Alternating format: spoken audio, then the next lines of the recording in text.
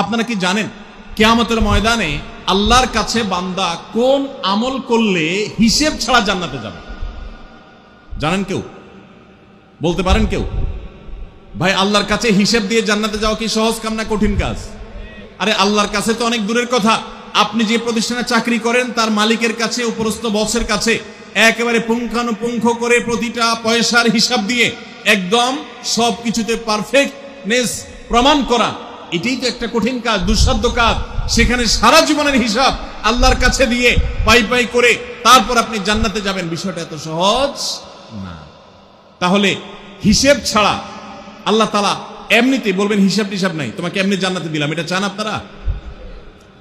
দেখুন কোরআনে কারীম আল্লাহ তাআলা বলছেন, ইন্নামা ইউওয়াফাস সাবিরুনা আজরাহুম বিগাইরি হিসাব। আল্লাহ বিনিময় দেওয়ার ক্ষেত্রে, সওয়াব দেওয়ার ক্ষেত্রে দুনিয়াতে যারা সবরকারী হবে, যারা ধৈর্যশীল হবে, যারা সহিষ্ণু হবে, যারা নিজেকে নিয়ন্ত্রণ করতে পারবে, এই সবরকারীদেরকে আল্লাহ তাআলা হিসেব ছাড়া দিবেন, তাদেরকে সওয়াব দিবেন হিসেব ছাড়া। তাহলে আপনি যখন আপনার কর্মস্থলে থাকবেন আপনাকে ধৈর্য ধারণ করতে হবে। আপনি যখন পাবলিক পরিবহনে উঠবেন আপনার মাথা ঠান্ডা রাখতে হবে। আপনি যখন আপনার বাসা বাড়িতে থাকবেন আপনার মাথা ঠান্ডা থাকতে হবে। মাথা গরম হয়ে যায় যাদের, হট মেজাজ যারা, কথায় কথায় মাথা গরম হয়ে যায়, ধৈর্যহীন হয়ে যায়, যেখানে সেখানে গন্ডগোল বাধায় দেয়, মারামারি বাধায় দেয়, ধৈর্য সহ্য বলতে কিছু নাই, এই লোকগুলো কিন্তু এই সৌভাগ্যবান মানুষদের কাতারে শামিল হতে পারবে না। ঠিক একইভাবে দাম্পত্য জীবনে সুখী হতে হলে সবর এবং শকর, এই দুইটা মূল মন্ত্রের কোনো বিকল্প পথ খোলা নেই। সেটা স্বামীর জন্য প্রযোজ্য, স্ত্রীর জন্য প্রযোজ্য। স্বামী হিসাবে আপনি স্ত্রীর অনেক অনিয়মতা দেখতে পাবেন, অনেক কিছু দেখতে পাবেন, আপনার আকাঙ্ক্ষা, আপনার চাহিদা, প্রত্যাশার বিপরীত আপনাকে সবর করতে হবে। ভাইরা আমার, আমাদের প্রিয় নবী সাল্লাল্লাহু আলাইহি সাল্লামের দাম্পত্য জীবনে কিন্তু টুনটান সমস্যা হয়েছে। আপনারা মনে করতে পারেন নবী সাল্লাল্লাহু আলাইহি সাল্লামের ঘর, ওনার স্ত্রীগণ সাহাবী, তারা উম্মুল মুমিনিন, আমাদের মা, এত মর্যাদাবান মানুষ তারা, তাদের আবার ঝামেলা হয়েছে। ভাই, দাম্পত্য জীবনে টুকটাক সমস্যা তাদেরও হয়েছে। প্রিয় নবী সাল্লাল্লাহু আলাইহি সাল্লাম নিজে একদিন বাসা ছেড়ে মসজিদে নববীতে এসে মন খারাপ করে বসেছিলেন, তিনি বাসায় যাচ্ছেন না, অভিমান করে। ওমর রাদিয়াল্লাহু তাআলা আনহু বিষয়টা বুঝতে পেরে, তার মেয়ে যেহেতু নবী সাল্লাল্লাহু আলাইহি সাল্লামের স্ত্রী, তিনি সেখানে গিয়ে ভেতরে প্রবেশ করে তার সাথে কথা বলে তথ্য উদ্ঘাটন করে সেটা মিটমাট করার ব্যবস্থা করেছেন। স্বয়ং নবী করিম সাল্লাল্লাহু আলাইহি সাল্লামের জামাতা, ইসলামের চতুর্থ খলিফা আলী রাদিয়াল্লাহু তাআলা আনহু, তার মতে এত মর্যাদাবান মানুষ, তার ঘরে স্ত্রী হিসাবে আছেন কে? মুহাম্মদ সাল্লাল্লাহু আলাইহি সাল্লামের মেয়ে, জান্নাতে নারীদের সর্দার ফাতিমা রাদিয়াল্লাহু তাআলা আনহা। এত বড় মানুষ তারা, স্বামী স্ত্রী দুইজন, দুই দিককার নেতৃত্বে, একজন যুবকদের নেতৃত্ব দিবে, আরেকজন জান্নাতি যুবতীদের, নারীদের নেতৃত্ব দিবে। এত বড় মর্যাদাবান মানুষ, তাদেরও দাম্পত্য জীবনে কিন্তু টুনটান হয়েছে। একবার আলী রাদিয়াল্লাহু তাআলা আনহু এসে মসজিদে টানটান হয়ে শুয়েছিলেন মাটিতে, মনটা খারাপ, ঘরে একটু হালকা ঝামেলা হয়েছে, তো এই জন্য মসজিদে নববীতে এসে মাটিতে শুয়ে আছে।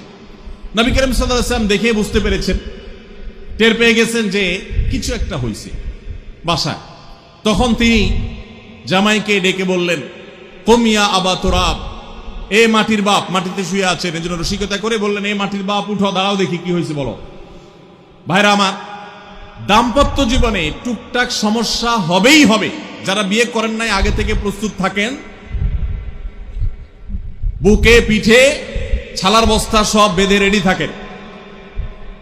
বিশেষ করে সময় যেভাবে গড়াচ্ছে, তাতে করে সামনে থেকে হেলমেট পরেও যাওয়া লাগতে পারে।